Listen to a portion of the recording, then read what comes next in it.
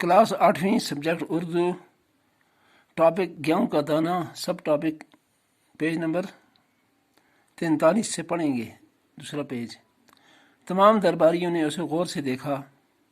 किसी की समझ में कुछ न आया, चुनांचे गेहूं का दाना पास ही एक खिड़की में रख दिया गया।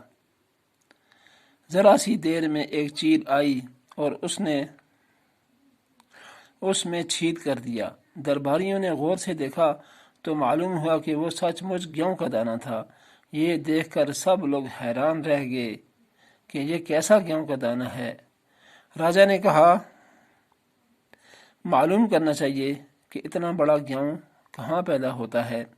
किसी बूढ़े किसान को दरबार में हाजिर करो। सिपाहियों ने एक बूढ़े किसान को दरबार में हाजिर किया।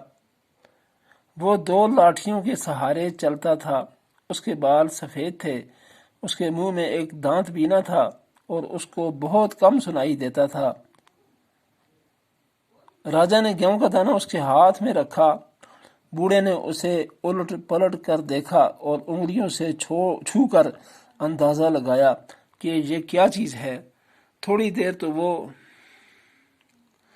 चुप रहा, फिर बोला, सरकार, मैंने कभी ऐसा गेहूं न बोया है और न देखा है, लेकिन मेरे वालिद शायद इस गेहूं के बारे में कुछ बता सकें। इस पर राजा ने हुक्म दिया कि इस किसान के बाप को दरबार में हाजिर किया जाए। यह किसान बहुत ही बूढ़ा था। वो एक लाठी के सहारे चलता था और उसकी एक आंख अभी काम करती थी। राजा ने गेहूं का दाना उसके हाथ पर रखा और पूछा, बड़े मियाँ, क्या आपने इतना बड़ा गेहूं देखा है? ये बूढ़ा किसान भी कुछ बहरा था, लेकिन अपने लड़के जैसा न था। उसने कहा, सरकार,